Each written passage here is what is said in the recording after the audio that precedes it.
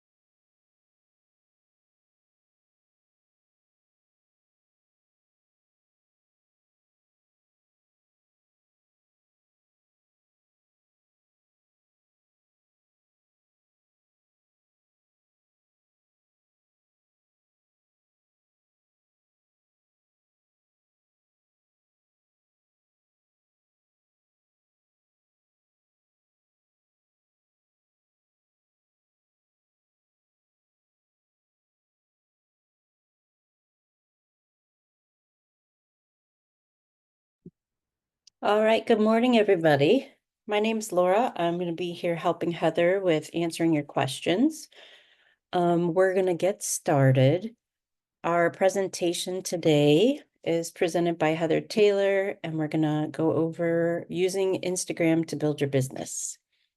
You will receive an email from me later today that will have the slides as well as the recording of this, so you can use it as a reference for the future. All right. Throughout, you can type in your questions. You can do it in the Q&A or in the chat. And if you want to speak directly, you can always raise your hand. Usually Heather stops periodically to answer questions, and then we'll answer questions at the end. So with that, I will let Heather take over. Thanks so much, Laura. I appreciate being invited back to talk about one of my favorite subjects, which is Instagram. And so glad to see you guys jump on. Some names I know and some look like they're new to the series, so welcome. First, if you have not explored SCORE and all of the services that SCORE has to offer, please do. I know I can speak for our Akron location. They are phenomenal. And the mentors that they have available to you are just incredible. So make sure that if you haven't checked into actually using the services of SCORE beyond just jumping on webinars, please do. They can help from anything to helping you write your business plan to answering questions about marketing. They really are comprehensive and a fantastic tool for, budding or new and even existing entrepreneurs. So make sure you check them out. What I will, just one caveat about today's presentation is that everything that we talk about today, from an Instagram perspective, is free. So we're not talking about running ads on Instagram. This is stuff that you can do for your business organically. And I always think that's the great place to start, right? We want to start with free. And then as we get better, we get more skilled. And if we want to invest some of our monies back into social media marketing, then we can do that, right? But I love to have everybody cut their teeth and really get a good grip on all of the platforms they're going to use before we start investing that money. So just a caveat there, everything we talk about, all of the tips and tricks will be absolutely free for you to do right now. So I always like to start off my presentations by talking about what social media is not. I want to make sure that everybody has a great perspective on social media and that your expectation of what you will get out of it is aligned with what you actually have in your head about what social media is.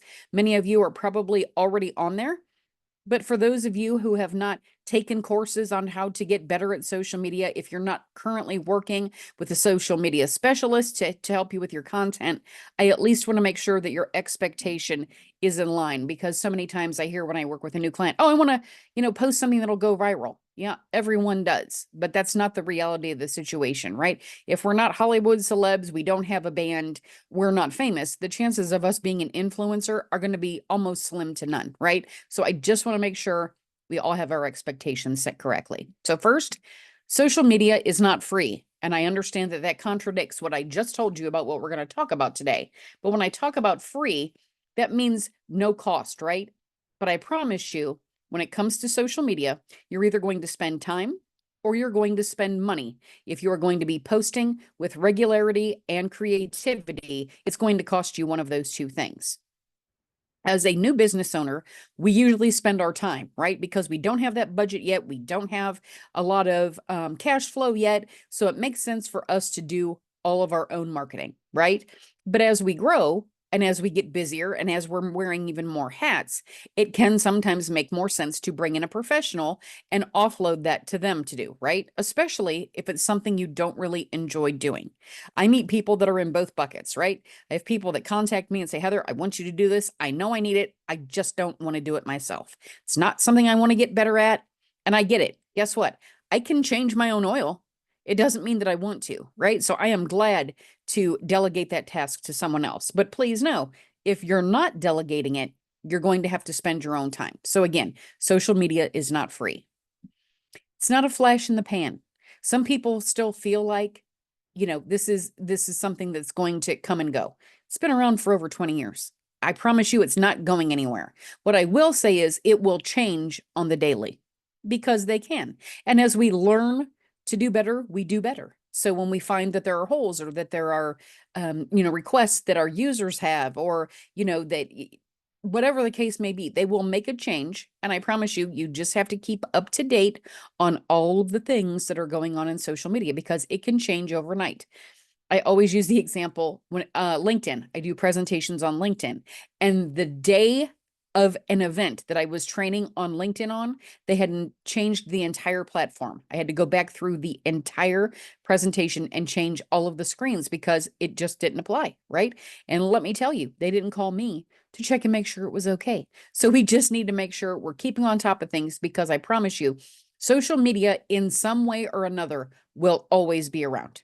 Okay, so not a flash in the pan.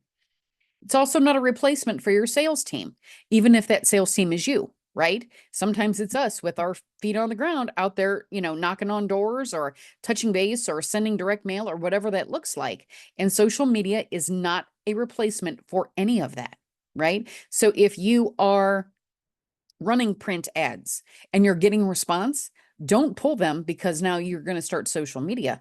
That is another cog in the wheel of your marketing program. Social media is just a part, right?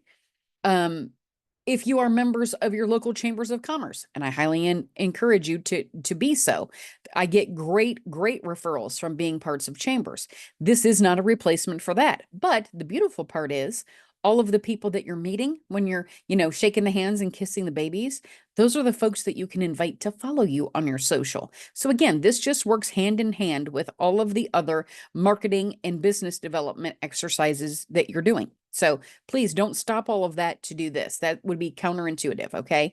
Keep it going. This is not a replacement for your sales team if you have one, or for you if you are the one out doing the business development. And as much as it pains me to say, because it is my specialty, we talked about this a little bit. Social media is not your entire marketing strategy. There are tons of other opportunities for you to get in front of your next great client. Social media is a very effective one, as is print media for some people. Some people that doesn't apply. My particular business doesn't do well in print because I'm selling a digital product, right? So it makes sense that that's probably not where my next client is. However, I know people who do really well with print ads, especially in local papers. Um, you have, like you talked about, chamber memberships. You have direct mail programs. There are all kinds of sponsorships, all kinds of ways for you to be building your visibility. Social media is not all of them, right? It's just one of them. So let's get into some facts about Instagram. I'm sure many of you are already using the platform. I'm sure some of you have never been on it, and that's great. I love to talk with both ends and everything in the middle. So just a couple of facts about Instagram. First of all, 1 billion monthly users. That is a fantastic number, and I promise you, everyone who is on this webinar right now, some of your clients are using Instagram every month. With 1 billion, there's no way we're missing that, right? 71% of US businesses already use Instagram for their marketing. And that totally makes sense. The number is higher for Facebook, right? Facebook is still Goliath. It's still the big go-to. Not for every demographic, but I promise you, your clients are there as well. Okay. And finally, Instagram, and this I think is important for those of us that are like, okay, but what does it do for me? Instagram helps 80% of its users decide to buy a product or service. And as a business owner, I can speak for myself and say, yeah, I sure would like to be a part of those 80% deciding whether they're going to buy my service or not, right? So we want to make sure that we're there, that we have a presence, and that we're using the platform effectively. Just a couple of demographics, and these are very loose, but I think that they bear repeating, just so you know where Instagram falls when you're looking at those all important demographics. Hopefully, each of you has done some kind of study, or who your perfect client is, right? You need to know that buyer persona of, okay, who is actually my sweet spot when it comes to marketing. And then you'll be able to look at all the demographics for the different platforms and get an idea of, oh yeah, I should probably be here. I may not need to be there necessarily, but it gives you a good overview of where to spend your time, right? So Instagram skews, sorry, I'm trying to minimize this. Here we go. Skews more female. 43% of women and 31% of men are currently using the platform. So if you have a, primarily female-based set of customers, Instagram's probably a good spot for you. The largest age demographic is 18 to 30. I lumped those both together because those numbers are both very high. So if you have a product or service that would be appealing to the 18 to 30-year-old demographic, this is a great platform for you. I can promise you, my son is 26, so he falls right there inside of the demographic, and he uses both Facebook and Instagram. I think he mostly uses Facebook because his mom's on there and she told him it's a good idea. But he really does enjoy Instagram. So if that's the age group you're looking to target, Instagram's perfect for you. And this is a number that Hootsuite generally uses when people are looking for an income demographic. 75,000 per year is what they use as their standard. And 42% of people that are on the Instagram platform are making more than that annually. So just a heads up, if you have a product or service that, maybe can only be utilized by folks in a certain income bracket, this is a great way for you to find out where you should actually be. So let's take a peek at your Instagram business account, right? So this is mine. This is old. I don't update it every time, but at least it gives you a good overview of what it looks like from the user end, right?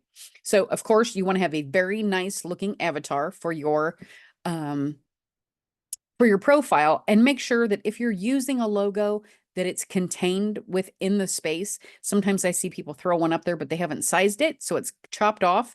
We really need this for brand awareness, right? You want to make sure that you are looking tip top on every platform.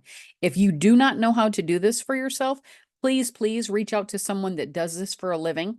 And I'm about to give you my second caveat because I've seen it happen. Be very careful when you turn the keys of your business on social media over to someone who is an intern. And I understand how tempting it can be to just go, you know what? This person is young and they'll do a great job. I'm going to stop you and tell you three different things. First of all, young does not mean you know how to effectively market on social media. I'm sure that they know how to use the platforms. They've been raised with it, right? Instagram has probably been around for anyone who's an intern right now almost their entire lives. Some of us had to learn it from scratch. It was a new adaptation, right? But I will tell you, they do not know how to market on the platform. It isn't just about using the platform for your business, it's about marketing effectively.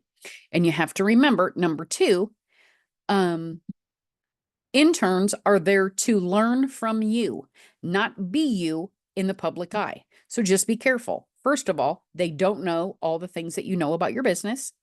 Many times they don't know what is inappropriate to post online. And I have had to help people dig themselves out of a hole when a overzealous um, intern or even young employee has posted things that are completely inappropriate to be on social media. Will tell you finance people have a very difficult time because they have so much red tape that they cannot talk about online. They can't talk about who they're helping get loans. They can't talk about investments. And I promise you, sometimes that has happened and the FBI shows up on their door. So just know you need to be careful there. And then the third thing is just remember, if an intern sets up your accounts and you don't have the passwords for those, they can make it so you can never get into your accounts again. So just be careful. And by the way, this isn't interns. This is also employees, but I've seen the most trouble with interns because guess what happens? They're there for a little while, and then by design, they're up and gone because they've gone back to school or they've moved on or they have a different internship, and you can't get a hold of them to get the password. Or if perchance you get one that's trying to do something more nefarious, they lock you out on purpose, and you just never know if that's the case. So I have seen companies that have over 30,000 followers on a platform lose control of their Facebook page, their Instagram page, and never being able to recover it. They never get it back. And it takes a long time to build 30,000 followers, even if you're buying them, which don't. Please don't buy followers. But I will tell you, you never want to find yourself in a position where you lose control of your platform. So just be super careful. Next, make sure the name that you pick is very closely associated with your business so people have an opportunity to find you if they're doing a search, right? That's important. You have to be able to be found. Make sure that your about section here is packed full of keywords and search terms so that, again, if people are searching for you but not by name, they still have the ability to find you based on the content that you've put in your about section, right? And now we're going to talk about an Instagram business account. So here's the anatomy of a post, right? Number one, your Instagram handle. You want to make sure, I have seen people spell this incorrectly, even when they have a business name. Make sure it's spelled incorrectly. It always shows on every post that you put up, right? The image and videos that you put up should be clear. They should be compelling and encourage your audiences to engage, right? Whether it be like, share, comment, whatever you want them to do, there should be a mitigating reason for them to do so, right? You need to have a call to action in every post. There needs to be a reason that you've asked people to, read and then hopefully respond. So you can, after they've read your post, they've commented, they've liked it, they can then go, oh yeah, I do want to click through. You see the learn more there at number 3. That will take them directly to your website. And that, by the way, if you take nothing else away from this entire presentation, you need to know that social media is nothing except arrows pointing to your website. That is all that social media is. It is not designed to do anything else. Now, the beautiful part is if it works, and it very often does, and people make it to your website, guess who's not there? All of your competitors that I promise you are already on Instagram. They're already on Facebook. If they're searching on Google and they click through, everybody's on Google, right? That's just the way that it works.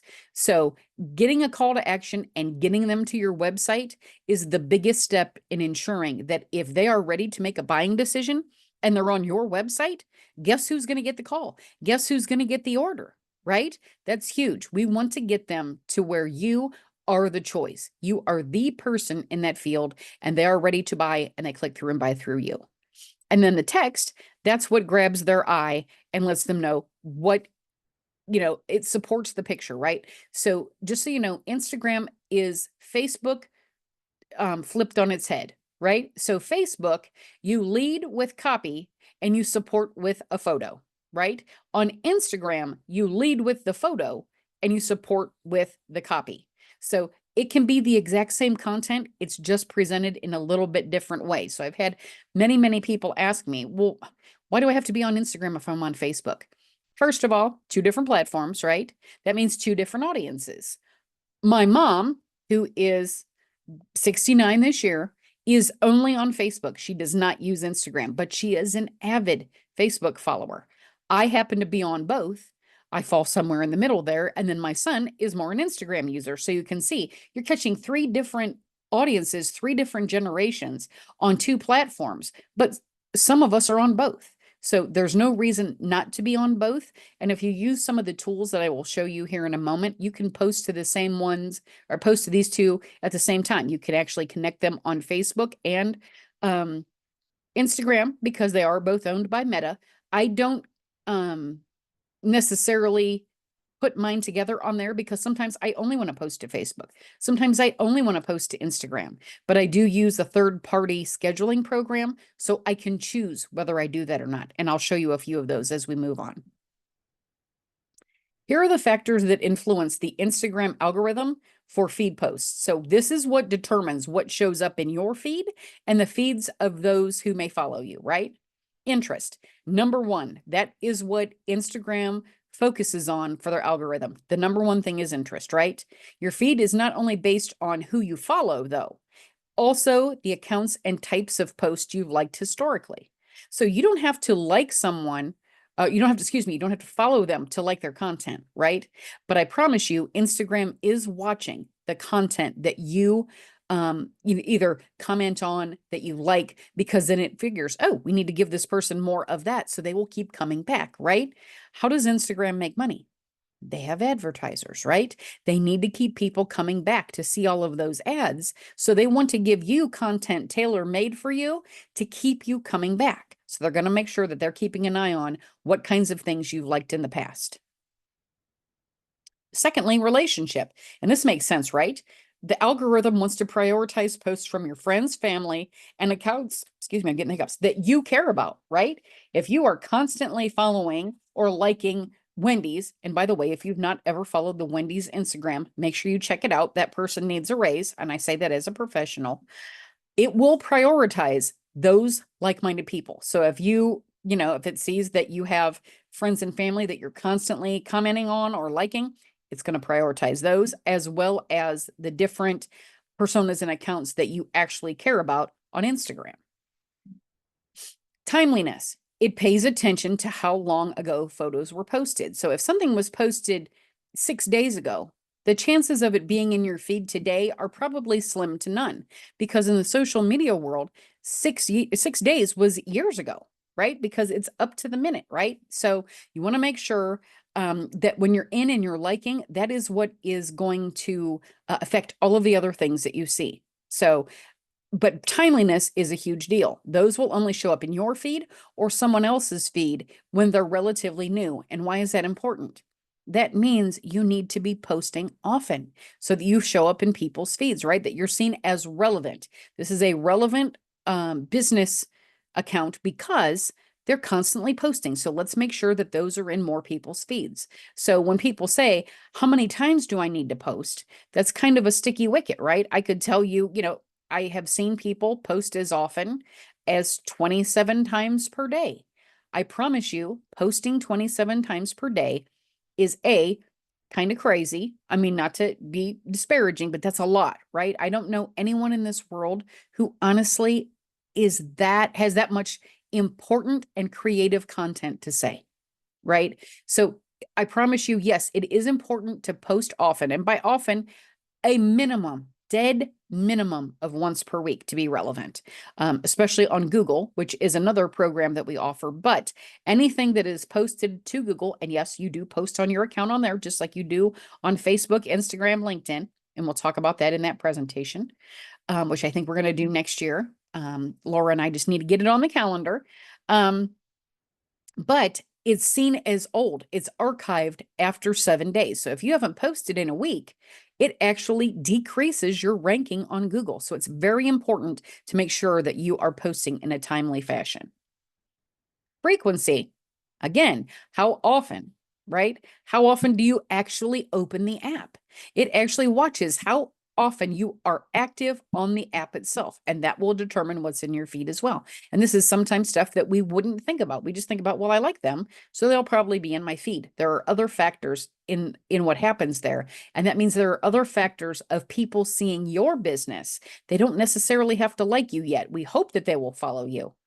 But if they don't, they can still see your content if you're reaching some of these benchmarks on the algorithm. How many people do you follow on Instagram? Of course, that's going to affect what you see in your feed, because if you have 5 people that you're following versus 50,000 people that you're following, don't you think your feed is going to move a whole lot faster with 50,000 people that you're following if Instagram is sending you the content from them? Of course it is. Sorry, moved it the wrong way here. So the number of followers that you are following, it figures into what you see in your feed. Usage.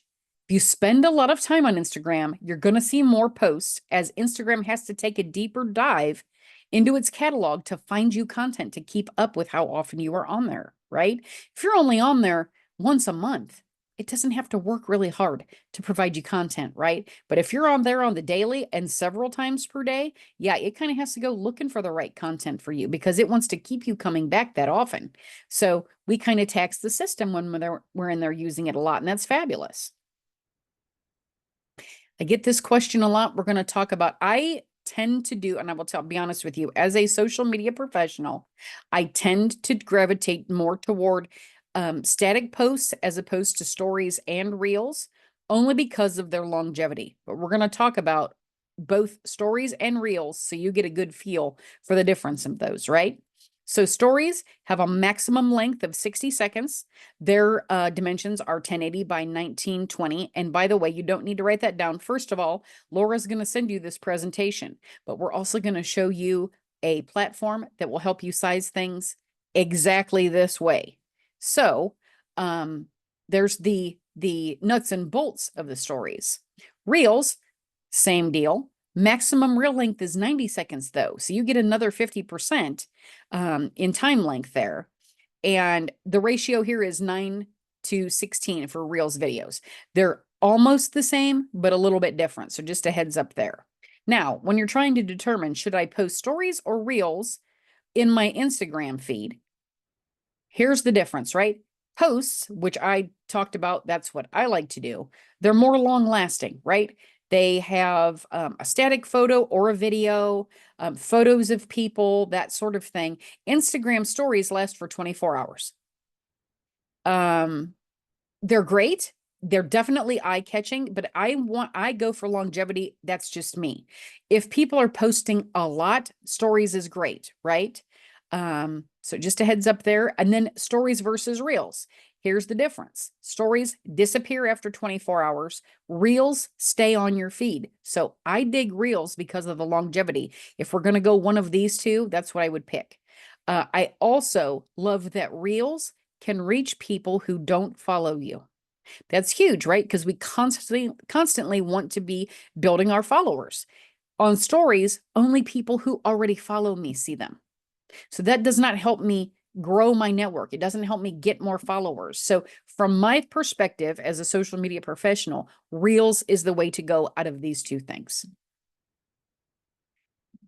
Why use stories or reels at all, right? You want to stay top of mind. And I tell everyone that I'm trying to counsel. I actually have a service where I just work with a client. I don't actually do their posts, but we have a monthly meeting. We talk strategy and I hold them accountable for actually posting stuff. Because I'm going to tell you, if this is not your business and this isn't what you do all day, you guys get busy doing the 50,000 other things that you have to do. And then sometimes you remember to post. Unless you're someone who can sit down and religiously schedule this stuff out, it's very easy for it to fall by the wayside. So I try and help people focus on not doing that and making sure that you have good, solid content for the whole month. So we want to stay top of mind. I tell everyone that I work with, any one kind of post is not what you should always use. I will tell you, if I find an Instagram account where all they have is video, I will rarely follow them because I don't want to watch a video every time. I like a nice mix, right? Sometimes I just want to scroll through quick and I just want to get highlights. I can't do that with video, right? But I like video for when I don't have those moments, right? If I really want to take a deeper dive into someone's business or what their corporate vibe is or whatever that looks like, I will watch a video. But I like to see contents that are, different.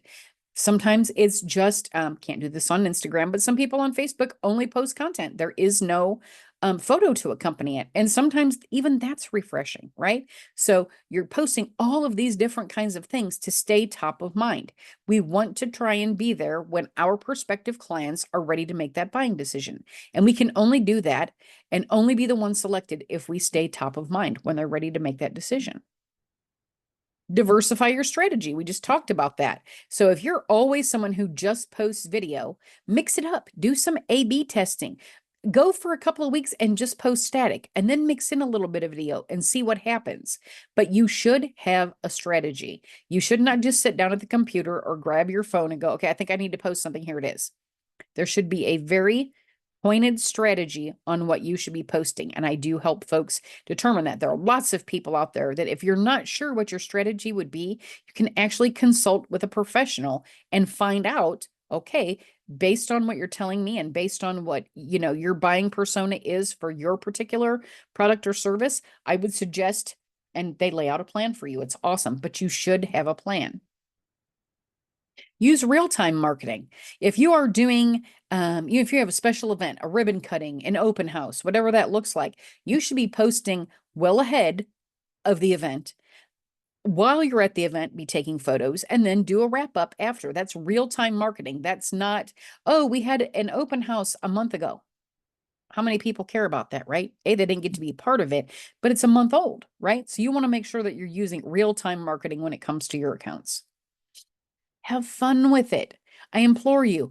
This does not have to be like a weight tied around your waist, right? Marketing should be fun.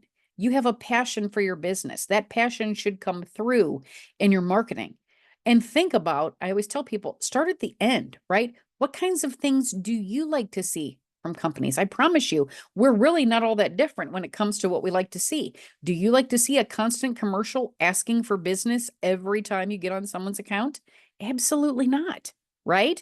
We don't need hit in the hammer with the fact that you sell a product or service. We know that. We follow you. What else can you offer? How else can you be a resource for the people that are taking time to read your content? I'm a social media specialist. Guess what? I give tips on how to help people get better at doing their own social media. And people have often asked, why do you do that? Doesn't that affect the people that work with you? Well, no, right? If somebody wants to work with me, they're going to work with me.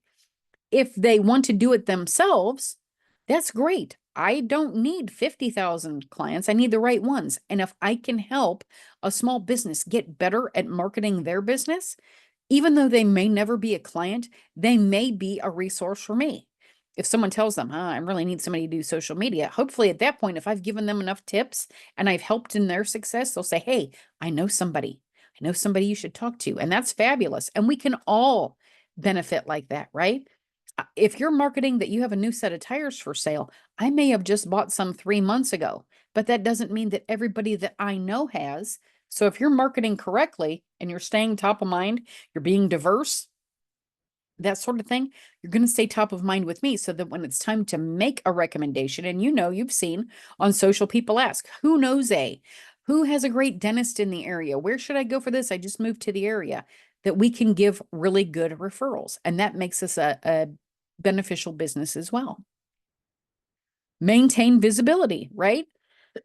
That means be posting in a timely fashion and do it often. Often can be different for every kind of business. For me to post my social media business, I'm good with 3 times a week. I found that that works for me, but that took a lot of testing, right? But I also have the flexibility if I need to maintain visibility and something really fun happened, or I went into a business that I really saw value in, I can still pop up one just organically. It doesn't have to be in the feed. I still have the flexibility to do that too. But all of that helps me maintain visibility in my feeds of my followers. And connect with your target audience. If they're already following you because they value you or they like your product or service, showing them more of that kind of content is only going to help you further connect with those who are your followers. And by the way, hopefully, if they're liking and commenting, helps you connect with their followers as well, which is the key to success, right?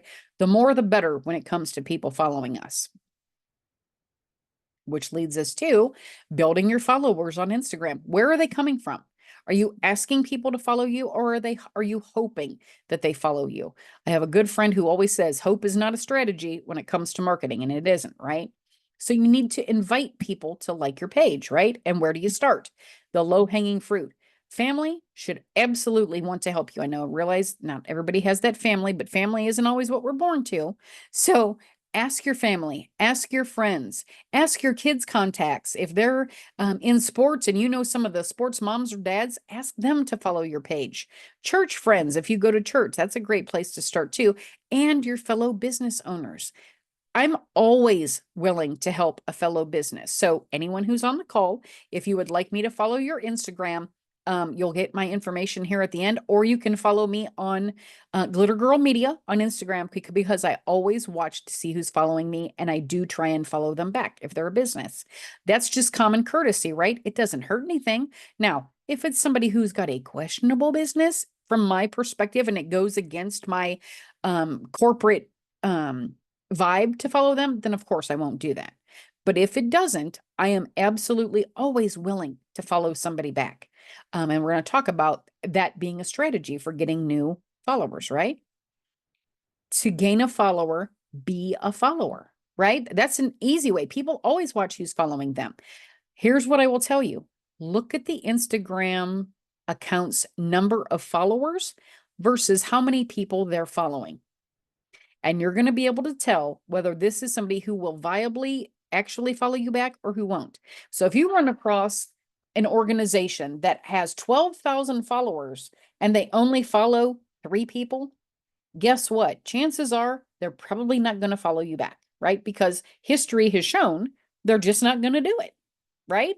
So you want to make sure you want to find people that have either a close number or they have more people that they are following than are following them, because they are aggressively looking to be followed and follow back, right? So we don't want to waste our time. By the way, there are limits to how many people you can connect with within the hour. So just be careful. You don't want to just randomly follow people. Everything you do in marketing should have a strategy and a plan behind it. So don't just randomly start liking. Like them because they're close to you geographically. Like them because it's a type of business that you enjoy reading about.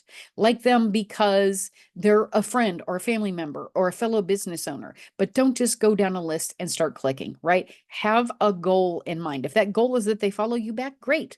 That's still a goal. Just be careful that you're not getting a bunch of followers who ultimately don't have a vested interest in your success, or they're not interested in your product or service, right? That doesn't serve you. Having that big number doesn't really mean anything to anyone but the business owner, right? So just be aware of that. Other opportunities to build your Instagram page following. Add a button to your website. You would be surprised how many people still do not have their social buttons on their website. It's an easy fix. Anyone can do it if you do your own website. If you have a webmaster, just tell them, hey, I would like all of my social buttons on the homepage. Don't make them 4 clicks deep so people can't find them. That doesn't serve you. Make sure they're on your homepage. They don't have to be big, but I promise you, people will go looking for them. So make sure that you're there. Put them on your business cards. Many of us have cards that don't even have a back on them. Add a back and put all of your social handles on there. What a great way to use that space. And by the way, it's not that much more costly to have a card printed on 2 sides. So put them on your business card. List it in your email signature. That's a great way to get in front of more people who may want to click through, especially when you're doing communications, right? There's probably a mitigating reason that you're emailing people, and why not have it in your signature? It's absolutely free. It gets sent automatically, and it can look really cute if you do it the right way. So just a heads up there. Add on the bottom of your letterhead. Lots of us still use letterhead to send letters, and if you are, why not add your socials on the bottom? It doesn't cost any more to have them put on there, and it certainly can't hurt. If you get one more person follow you because of that, it's great, right? Signage at your POS or your cash wrap. If people are already walking up and you're a retail establishment or a restaurant or someplace where you get walk-in traffic, having this at your point of service or your cash wrap, a sign with all of your socials, is a fantastic way to get followers. Because guess what? At some point, you're going to be doing work behind the counter and they're just going to be standing there. Well, great. If they're just standing there, why not put up a QR code and let them follow you on Facebook, Instagram, whatever you put up there? It's a great way to get followers. Invite your email subscribers. If you're already sending out e-blasts each week, month, whatever that looks like, make sure you're putting your socials in there. Some of the platforms automatically can list them at the bottom, but you can also do a specialized email blast saying, hey, did you know we're on Instagram? And put up a code for them to follow you. It's fabulous. And it's, again, absolutely no cost to you. Post them on your customer receipts. If you're in a business where you're leaving behind a receipt or you're handing some to somebody in your store, this is a great place to put them, right? Again, no cost. These are all no cost ways, other than maybe adding on the back of your card will up the cost of your business card a little bit for you to get the word out. And concentrate on content. That is the easiest way to get followers, because if you are using search terms and keywords and hashtags, the followers should be finding you. And that's great too. All right. So that asks the question, or begs the question, what's a hashtag? We have lots of people that don't know what they are for. They've seen them, but they don't know how they function. So hashtags connect social media content to a specific topic, event, theme, or conversation. Okay. That means they're a file folder. So anytime I want to use the hashtag Little Girl Media, I can go and see what is indexed under that particular hashtag all in one spot. So here is a search that I've done for social media marketing. Now, mind you, this was back in the day. I'm sure this number is much higher now.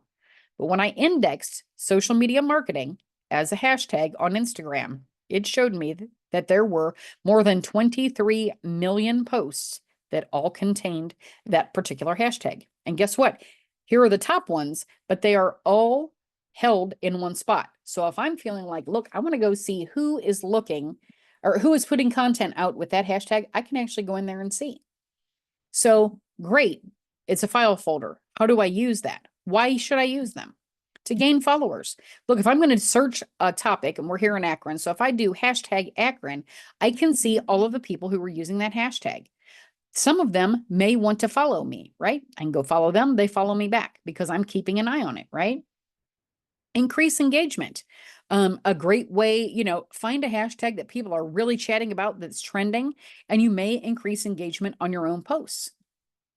Show support for social issues. And I always have couple of very prevalent hashtags. Hashtag pride. Hashtag me too. Remember that movement? That was a hashtag that tied all of the things for that social issue together. Hashtag thin blue line. You know what people support just by the hashtags that they use. So you could actually show support for an issue that's near and dear to your heart. Make sure you're using one that follows your corporate sentiment if you're going to use a hashtag that shows support, right? Just be careful there. Add context to a post. And this is the example I always give. Was walking through my kitchen one Monday morning, like you do, shuffling along, and I tripped and spilled my coffee. And okay, well, that's a typical Monday, right? So I took a picture of it, posted it on Facebook and said, yep, it's definitely Monday. Hashtag bad hair day. Now, everybody knew from that picture I wasn't necessarily having a bad hair day, but they definitely got the context of the post, which was, got a case of the Mondays. So just a fun thing that people are not going to necessarily index, but that they get you're poking a funny haha at them, right? And help target audience find you. And I think this one's probably most important. It puts you in the running to be seen by like-minded individuals. If I'm following hashtag Akron because I love Akron and somebody else is, they are likely my target audience for my business, right? So these are all reasons and mitigating opportunities for us to use hashtags. So here's the next best secret, right? What should I post? Everybody wants to know. Now, we all have things that are specific to our business, but what kinds of things should I be putting out into the world? So let's start with what not to do, okay? On Instagram, everything is square except when you do your stories or reels. So you do not want to use those vertically oriented pics. When people use their camera and they take a picture and I see it being up and down, unless they're taking video for a story or a reel, I know that's going to look awful on social because it's going to have the ugly bars on the sides to try and make it square. So try and square things up, especially on Instagram, right? Do not use grainy or fuzzy images. It looks terrible and people think, is this out of whack? Is my phone something wrong with it? Always use very crisp, clean images. Do not use pre-made memes with typos. It's awful and people think you did it. I will tell you right now, and we do not want to be seen as the business owner who did not proofread all of their content. By the way, proofread all of your content.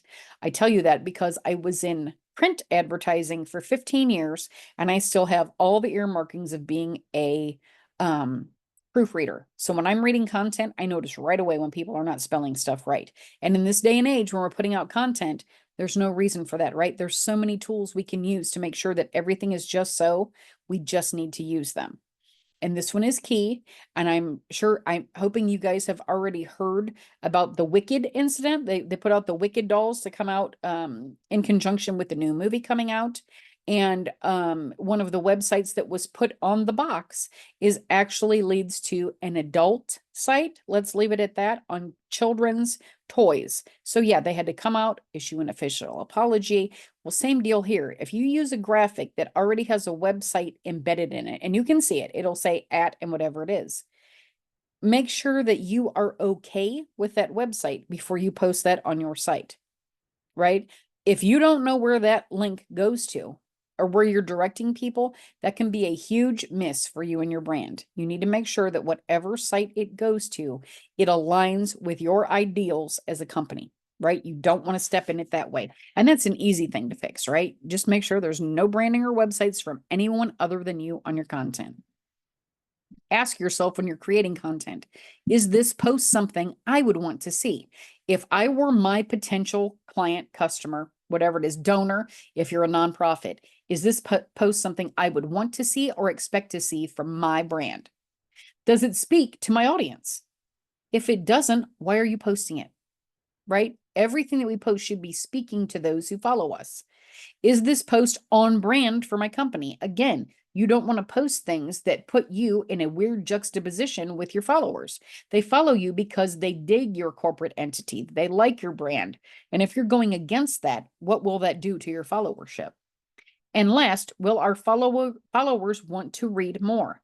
Well, they keep coming back. I love when people are doing it right. When I go through my feed, when I see a post, and of course, without seeing the logo, I already know who posted it.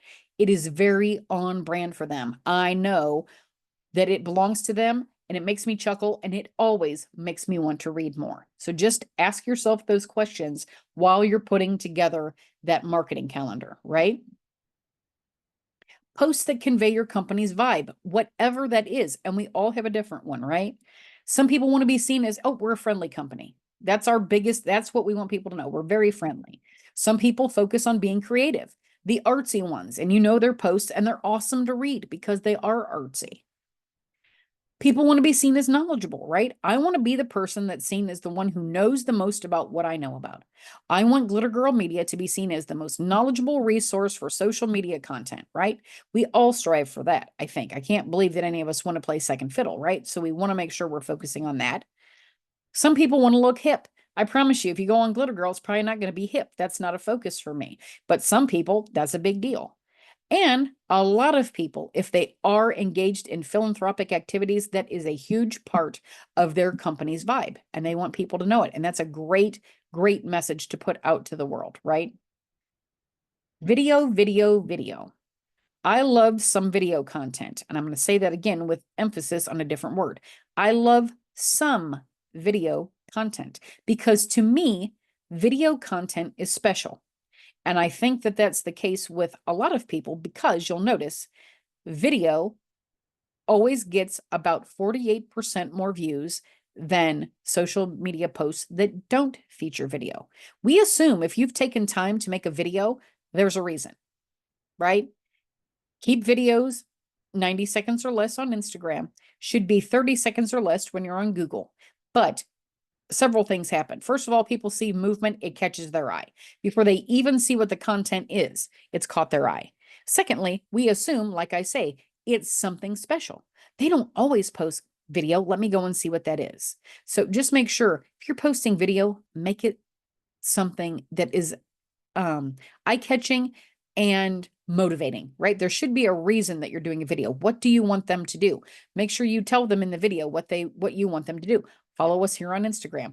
Go to our website. Come to this event. Meet this person. Whatever the content is, make sure you're very clear about what you're asking the reader to do. Here are some fun ideas for video content because everybody's like, I'd like to do one. I just don't know what to do. Product launches. If you have a new product or service, that's a great time to put out content around that particular service or product. It's a great way to make a video. Behind the scenes looks. People who follow your brand have a vested interest in what you do and how you do it. And they love those nooks and crannies tours, right? The stuff that not everyone gets to see. They feel like they're getting a behind the scenes look at your company, which, by the way, only makes them more loyal to your brand. So make sure you're sharing some behind the scenes stuff. And guess what? Doesn't always have to be a win. I've seen a lady who made soap, who was doing a soap cutting, and let me just say it didn't go well. But I liked watching the video because guess what? We all make mistakes at work, right? It made her a real person and a fellow small business that where not everything works out. We've all been there, right? It's difficult. We're not reveling in the fact that she had issues. We're reveling in the fact that she's a small business and she had issues too. That made us feel like, oh my God, I get it, girl. Listen, I've been there. So that was a great opportunity for her to share more about her behind the scenes at her business. Special events. That always makes sense. If you have an open house, if you have a product launch, if you have a holiday party, whatever that looks like, share about it. And I tell people, if you're going to advertise trying to get people to come to an event, you will never market that less than 8 weeks ahead of time if you can help it. Now, if you're a realtor and you have an open house, you're probably not doing that 8 weeks ahead of time. But if you have an event where you want people to come to your place of business, 8 weeks minimum. I'm doing an event in April. I'm marketing it now because it's a shopping event where people can come. There's no reason for me not to tell people to save the date now, right? Get it on your calendar. We all are busy, right? If it doesn't get on our calendars, it's not going to happen. And as business owners, I promise you, we're not booking our calendars 1 week out. So don't think, oh, well, events don't work for me. Well, how long did you market it? How often did you put it out on your social? You know, that kind of thing. So make sure you're doing that well in advance. Again, planning, planning, planning. It all comes down to strategy.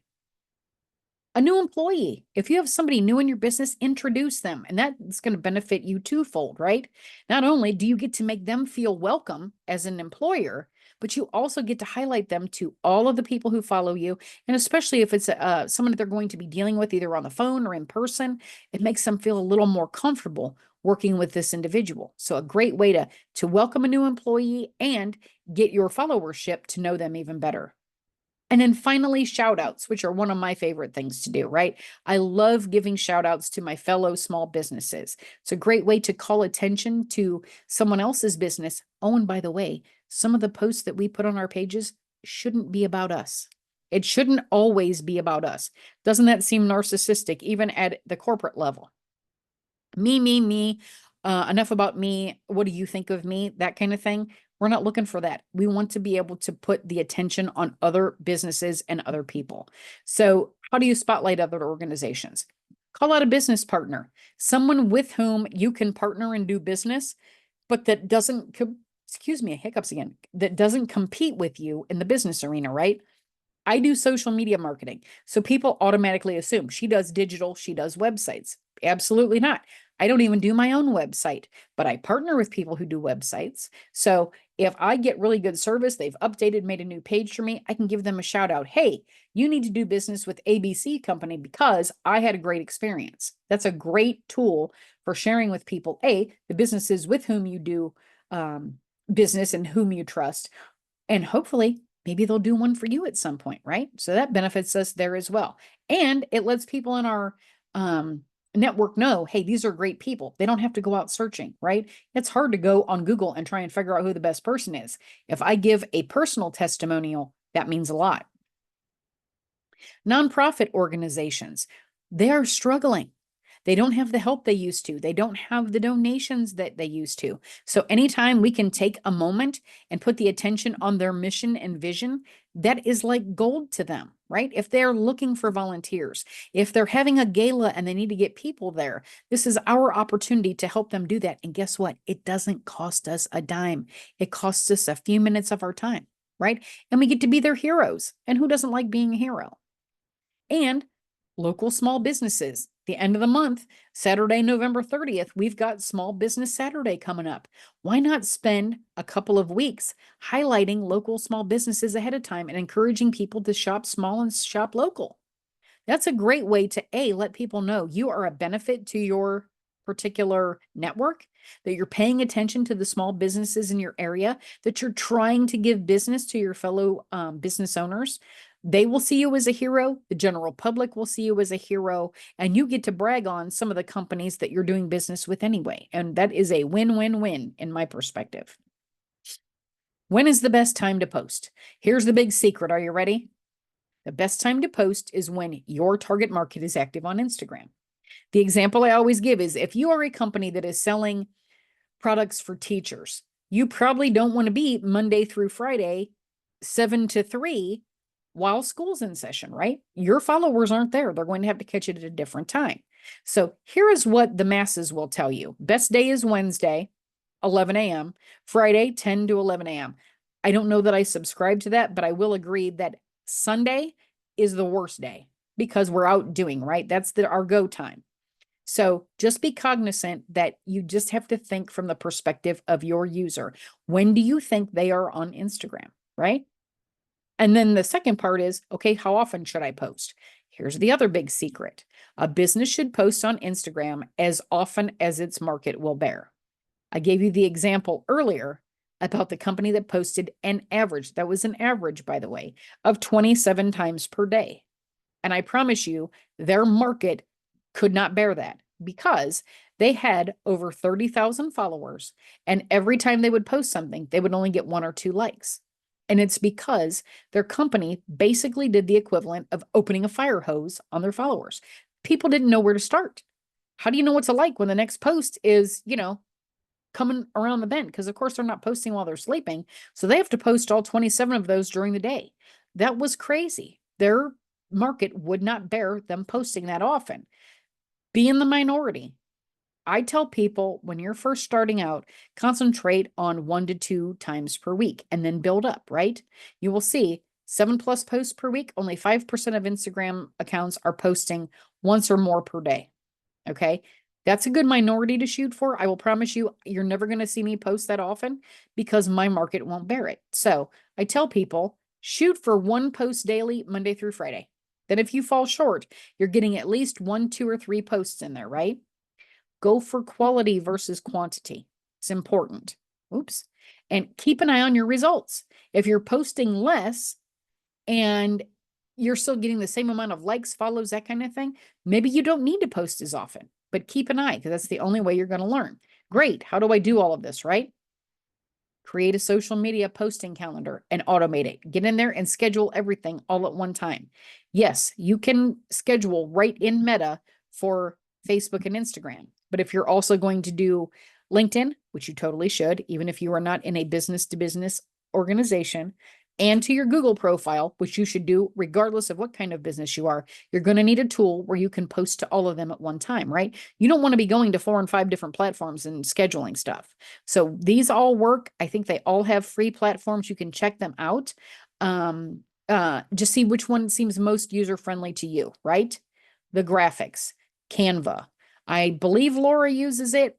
It's one of my favorite tools in the entire world. If they're giving out tattoos, I'm getting one. Here is the cost. Canva can be free.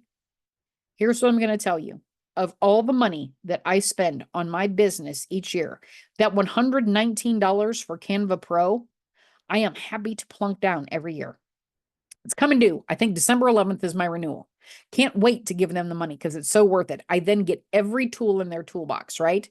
The beautiful part is that last line there, if you are a not-for-profit and can fill out one form and let them know, you get Canva Pro for free. So something to check into. It is literally one form you fill out. You can do Instagram posts, Instagram stories. They already have the templates in there for you. They have all of the artwork. They make it super simple. Canva is awesome. Thank you very much. That is everything. I wanted to make sure we had time for questions at the end. One last thing, if you are interested in learning more about Canva, Laura and I will be online next month, December 12th, which is a Thursday at 11 a.m. again, and we're going to do a program on creating out of this world content with Canva. So if you'd like to join us, that's another free workshop. We invite you to jump on the Akron Score. I'm sure she's going to do a link to it as well in the email you'll receive. And we hope to see you next month on the 12th for Canva. I'm very excited about that one. A, because it's new, but also because I'm sure you'll teach me a couple things I didn't know. Girl, I learned things that I didn't know while I was doing my research. So it's a beautiful thing. I'm excited. All right, everybody, type in your questions or you can raise your hand. You can do in the chat or the Q&A. Heather covered a lot of information. There was a lot of talking, and I just now took my first sip. So I did that completely without coffee. So Heather, I have a question. Why don't you like to post to, oh, because you said sometimes you like to just post to Instagram, sometimes just Facebook. Correct. And that's just a preference thing. But I will tell you, I post to Facebook by itself a lot more than I do Instagram. Just based on content. Gotcha. And that's from a personal perspective and a business. But that's me. Some people, it'll be the exact opposite. When it comes to my business, I'll be honest with you, I don't get a lot of play on Facebook and Instagram from an actually getting business perspective. I'm 100% more LinkedIn and Google. So for me, I'm on there because what? I'm a social media specialist and I'm not going to be on Facebook and Instagram. No, and I like being on there. So, but from a business driving perspective, you will find me more often on Instagram and Google. Question, have you identified certain industries that just aren't suited for Instagram? I think any industry can be suited depending on what the goal is, right? If your goal is, I'm going to put up, well, okay, I can tell you right now, I don't care what business you're in. If your goal is to put up a handful of posts and you think you're going to actually have people calling you to do business, save your time. That's not what it's meant to be, right? It doesn't work that way. If it did, I and all of my clients would be gazillionaires, right? It just doesn't work that way. It's not what social media is meant to do. So if it's raise, connectivity and visibility for your company, that's absolutely doable. Will you get business from being on social? Of course, because people are going to keep you top of mind. And that's how we get business. So I think that it depends on what is the goal. I don't think it depends on business vertical. I think it depends on what are you trying to accomplish by being on Instagram. Next question, should you start with one social media platform to get used to the platform before using multiple social media platforms? 100%, right? even if you were learning to do body work on a car, you're going to learn to use one tool, right? This is the tool. So take the time. And I will tell you, if you are starting out, Facebook is the most user friendly. That's a place to start if you have not started yet. It's a great way. And by the way, also connected with Instagram through Meta. So you're kind of learning the two for one, no matter which way you start. But I promise you, Facebook is the easiest to start with. It's the most forgiving, it's the easiest to use. But yes, get one, get comfortable. There are classes out there. You're already on a webinar for Instagram. There are classes you can take through Udemy or Coursera on how to get better. Make sure you watch the dates on those, because I promise you, if the content is 2 years old, it's not teaching you stuff that's actually on there now, because it changes. But yes, I would get comfy with one and then add on. That's a great, great way to do it. And then Kyle says, I sometimes feel like I'm duplicating content across the different platforms. What are your thoughts on this? I often duplicate content because, again, totally different audiences, right? It's okay to have different content. And by the way, you can use the same graphic and use different verbiage if you want. I mean, if you want to take that time. Here's what I will tell you. I do not take the time to resize my graphics for every platform, right? Some of them are a little bit more vertically oriented. Instagram is square. Square will fit on everything. So while you're learning, I tell people I use a 1080 by 1080 pixel graphic on every platform because it will fit on every platform. I don't see the need in resizing for, a millimeter or two. So I think it's more important to make sure that you're posting to different platforms and don't worry so much about, wow, that's the same thing. Yes, you'll have people follow you on every platform you're on. I promise you, my mom follows me on every platform I'm on.